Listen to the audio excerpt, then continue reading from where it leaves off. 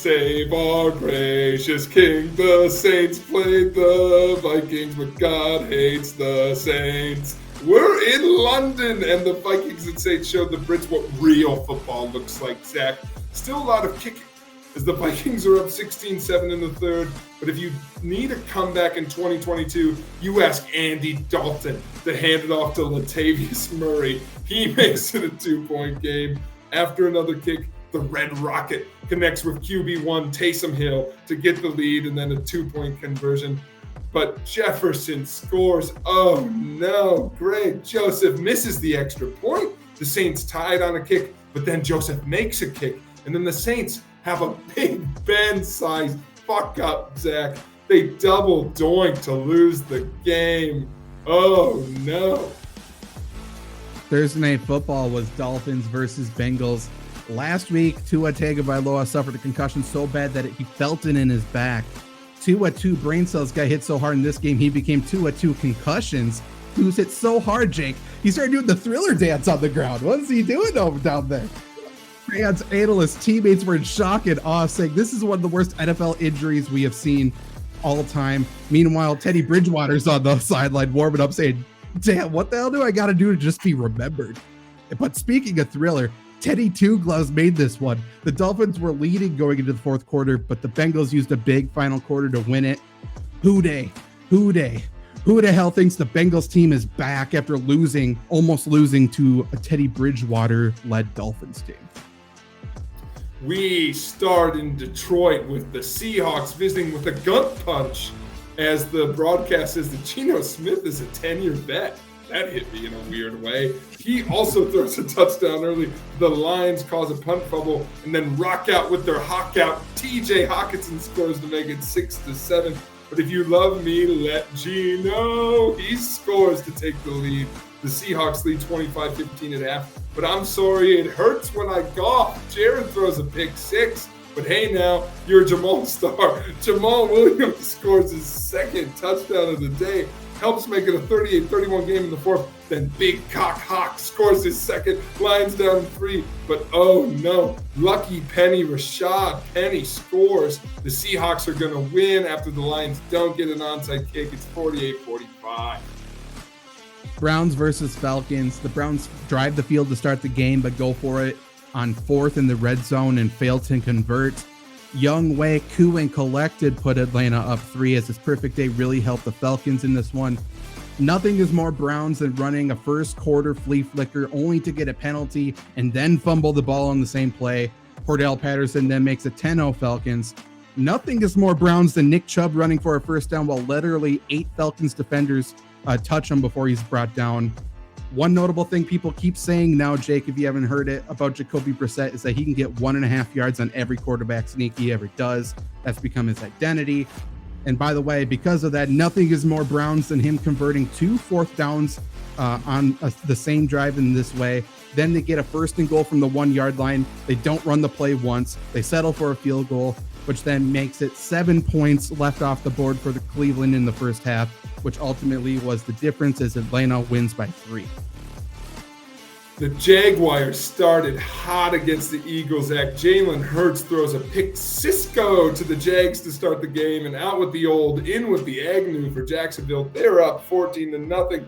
But what hurts the most, Jalen keeps it close. He runs it in to make it 14-7. The Colonel, Miles Sanders, ties it up for Philly, his first of 2 touchdowns. The the Eagles are doing good. Doing gain well. He scores. That's a grammar joke. The Eagles up 23-14 at the start of the fourth. The Jags are a fan of pastries as they have 5 turnovers, and that's too many. They lose 29-21. Titans versus Colts. The Titans quickly go up 14-0 to start this game. The Colts drive the ball in the second quarter all the way to the 6, give it to Jonathan Taylor one side of the shotgun, then pass it 2 other times. It's getting to the point where the Frank Reich decision-making is more painful and difficult to understand than the Third Reich decision-making. And while a lot of Nazi propaganda during the Third Reich, Jake, Gestapo captain himself, Matt Ryan, has an interesting fascination with tight ends. And between the O-line play and only using tight ends, the Colts fail to complete the comeback. They lose by 7. The Bears and Giants game was done and dusted for the Giants going to the fourth sack. But oh no, a man who runs like Bambi must have weak ankles. Daniel Jones gets hurt. Oh, but no problem. We've got Tyrod Taylor. Oh my God, hates Tyrod Taylor. He gets hurt, but I'm starting to think Saquon Barkley is what makes this Giants team good as he runs a wildcat, throws, and runs his way to a win for the Giants. Jets versus Steelers was an absolute embarrassment. Trubisky had a pass go off his wide receiver's hands to be intercepted. He also had a Hail Mary intercepted. That was waved off due to him getting demolished on a roughing the passer penalty. On the other side, Zach Wilson's best play for him throwing the football away. However, we know Zach Wilson has a thing for blondes, and he saw one of the prettiest heads of lettuce on the Steelers during the second half as Kenny Pickett replaces Trubisky. Tomlin told Pickett to keep the ball off the turf, and he should have been a lot more specific. Pickett goes 10 of 13 in this game, but all 3 incompletions were actually picks, as 6 interceptions were thrown in this football game. But Zach Wilson knew he had to catch the eye of that blonde, Jake. So apparently on the final drive in the huddle, he says, "Let's go get a fucking touchdown." And that's exactly what Zach Wilson and the Jets did as they win by 4 points. From one defensive showdown to another, Zach, we're in Carolina. I love you, you love me. A pick 6 to Louvu puts the Panthers up early, but the Panthers offense has a problem of their own. They suck. They turn it over 3 times themselves in the game along with the Cards. It's 13-10 in the fourth. Can the Panthers come back? No, because J.J. Watt rose from the dead this week because God told him he can't tip passes in heaven. A tip pick 6 seals it for the Cards. Sorry, a tip pick. It's not a pick 6, but you know, J.J. Watt, he's back. Let's stand into the Bills versus Ravens game to see how the Baltimore defense fucks up today. The Ravens started the game out strong with 4 scoring drives to start the game while forcing Buffalo to turn the ball over, putting up the Ravens 20-10 at halftime. But the Ravens wouldn't score another point in the game because Lamar Jackson's agent, who is just Lamar Jackson, reminded him that the Ravens didn't want to give him the money he deserves. They did, however, drive the field late in the fourth quarter of a tied game. They go for it in 4th and goal from the 2-yard line. Lamar Jackson throws an interception. Buffalo drives the field, kicks a game-winning field goal as time expires. But afterwards, the Ravens head coach John Harbaugh defended his decision to go for it. He said, "Hindsight, you take the points, but if you look at it analytically, you'll understand why we did it." And boy, Jake, there's never been a more irritating sentence ever fucking crafted than that. It's Patriots, Packers. The Patriots are without Mac. Oh, my back! Jones. And they would have rather had a can of Hoya beans than Brian Hoyer. But their 3rd stringer still brought them to a close game. Start off, it's elementary, my dear Watson. Packers 7-3 early, but oh no. The Patriots get a pick 6. It's Rodgers' 2nd pick 6 at home ever. In that same time, Matt Ryan was drafted and has thrown 19.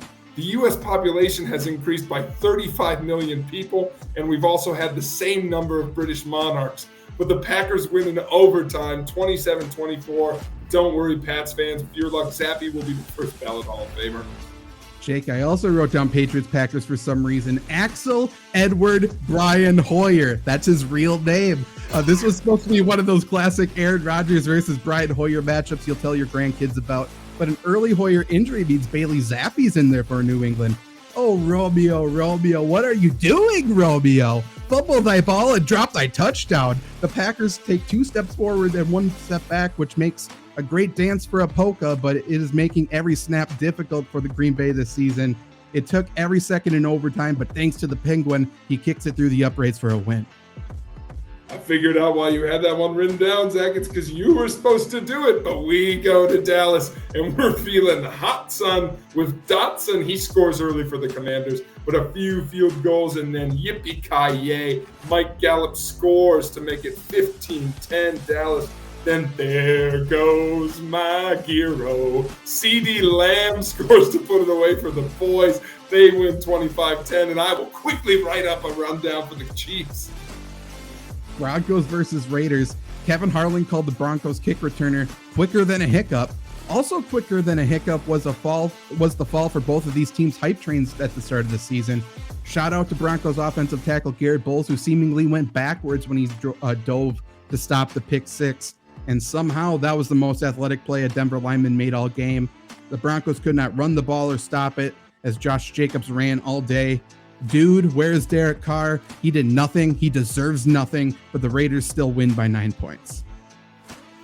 Good news, Zach. Tom Brady says he's all right after sustaining an arm injury. Thank God. I thought he might actually retire. The Buccaneers lose 41-31, showing that even in a win, Travis Kelce always looks sad on the sideline. Getting worried about him. Chargers versus Texans. Texans kicker Kaimi Fairbairn missed a field goal so bad that somehow someone in the front row to the left caught it. Kaimi forewarning. Once this team actually gets good enough where what you do matters, you're going to get cut. The first half was just one good team playing one bad team as the Chargers led 24-7. However, 24-7 is also the amount of time the Chargers spend figuring out new ways to blow leads. The Texans stormed back to trail by 3 in the fourth quarter. Oh no, Kaimi. The points matter. However, a Chargers late touchdown makes them win by 10 points.